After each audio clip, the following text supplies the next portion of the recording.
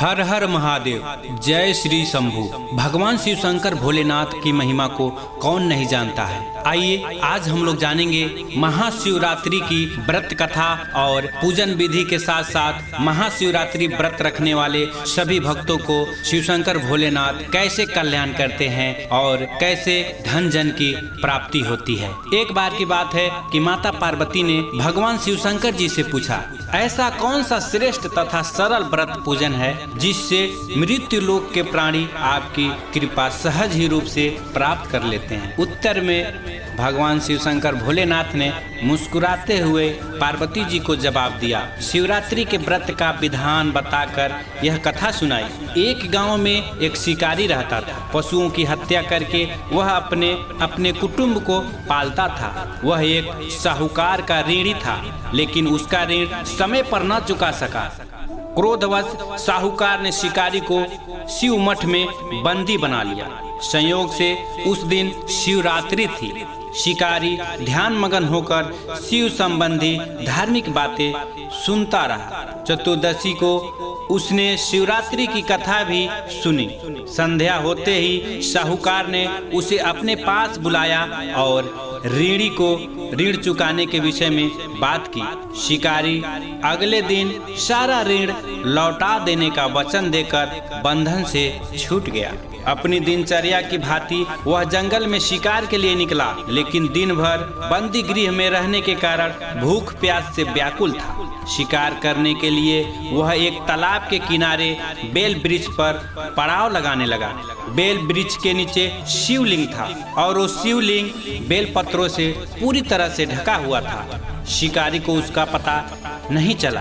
पड़ाव बनाते समय उसने जो टहनियां तोड़ी वे संयोग से शिवलिंग पर ही गिर गई। इस प्रकार दिन भर भूखे प्यासे शिकारी का व्रत भी हो गया और शिवलिंग पर बेलपत्र भी चढ़ गया। शिव शंकर भोलेनाथ का अनजाने में पूजा भी हो गया। एक पहर रात्रि बीत जाने पर गर्भीणी मृगी तालाब पर पानी पीने पहुंची। शिकारी ने धनुष पर तीर चढ़ाकर ज्यों ही प्रत्यंखा खींची, मृगी बोली, मैं गर्भीणी हूँ, शीघ्र ही प्रसव करूंगी। तुम एक साथ दो जीवों की हत्या करोगे, जो ठीक नहीं है। मैं अपने बच्चे को जन्म देकर शीघ्र ही तुम्हारे सामने प्रस्तुत हो जाऊंगी, तब तुम मुझे मार लेना। शिकारी ने प्रत्यंचा ढीली कर दी और मृगी झाड़ियों में लुप्त हो गई।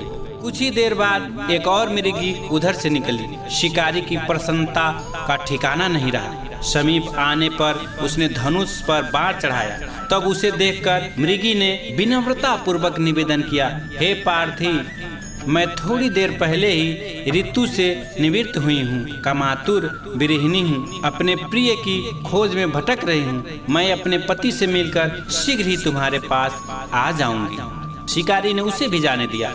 2 बार शिकार को खोकर उसका माथा ठनक गया। वह चिंता में पड़ गया। रात्रि का आखिरी पहर बीत रहा था। तभी एक अन्य मृगी अपने बच्चों के साथ उधर से निकली। शिकारी के लिए यह स्वर्णिम अवसर था। उसने धनुष पर तीर चढ़ाने में देर नहीं लगाई। वह तीर छोड़ने ही वाला था कि मृगी बोली, हे पार्थी, मैं इन बच्चों को पिता के हवाले करके लौट आऊंगी। इस समय मुझे मत मार, मुझे जाने दो। शिकारी हंसा और बोला, सामने आए शिकार को छोड़ दूं? मैं ऐसा मूर्ख तो नहीं।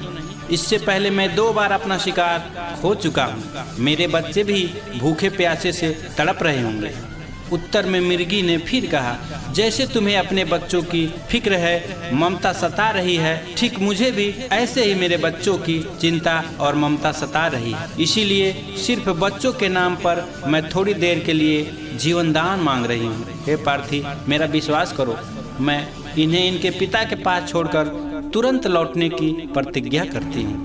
मृगी का दिन स्वर सुनकर शिकारी को उस पर दया आ गई। उसने उस मृगी को भी जाने दिया। शिकार के अभाव में बेल वृक्ष पर बैठा शिकारी बेल पत्र तोड़ तोड़ कर नीचे फेंकता जा रहा था। पाँव फटने को हुई तो एक हिष्ट पुष्ट मृग उसी रास्ते पर आया। शिकारी ने सोच लिया कि इसका शिकार वह अवश्य ही करेगा। शिकारी की तनिक प्रत्यंचा देखकर मृग विनती स्वर में बोला, हे पार्थी भाई, यदि तुमने मुझसे पूर्व आने वाली 3 मृगियों तथा छोटे छोटे बच्चों को मार डाला है तो मुझे भी मारने में विलम्ब ना करो। ताकि उनके वियोग में मुझे एक क्षण भी दुख ना सहना पड़े। मैं उन मृगियों का पति हूँ। यदि तुमने उन्हें जीवन दान दिया है तो मुझे भी कुछ क्षण के लिए जीवन दान देने की कृपा करो। मैं उनसे मिलकर तुम्हारे सामने अवश्य ही उपस्थित हो जाऊंगा। मृग की बात सुनते ही शिकारी के सामने पूरी रात का घटना चक्र घूम गया। उसने सारी कथा मृग को सुना दी। तब मृग ने कहा, मेरी तीनों पत्नियां जिस प्रकार प्रतिज्ञाबद्ध होकर गई हैं, मेरी मृत्यु से अपने धर्म का पालन नहीं कर पाएंगी। अतः जैसे तुमने विश्वास पात्र मानकर छोड़ा है, वैसे ही मुझे भी जाने दो। मैं उन सब के साथ तुम्हारे सामने ही शीघ्र उपस्थित हो जाऊंगा। उपवास, रात्रि जागरण तथा शिवलिंग पर बेलपत्र चढ़ाने से शिकारी का हिंसक हृदय निर्मल हो गया। उसमें भगवत शक्ति का वास हो गया।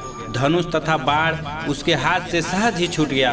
भगवान शिव की अनुकंपा से उसका हिंसक हृदय करुणादायी भावों में भर गया। वह अपने अतीत के कर्मों को याद करके पछतावा करने लगा। थोड़ी ही देर बाद मृग सब परिवार शिकारी के समक्ष उपस्थित हो गए ताकि वह उनका शिकार कर सके, किंतु जंगली पशुओं की ऐसी सत्यता एवं सामूहिक प्रेम भावना देखकर शिकारी को बड़ी ग्लानि हुई। उसके नेत्र में आंसुओं की झड़ी लग गई। उस मृग परिवार को न मारकर शिकारी ने अपने कठोर हृदय को जीव हिंसा से हटाकर सदा के लिए कोमल एवं दयालु बन गया।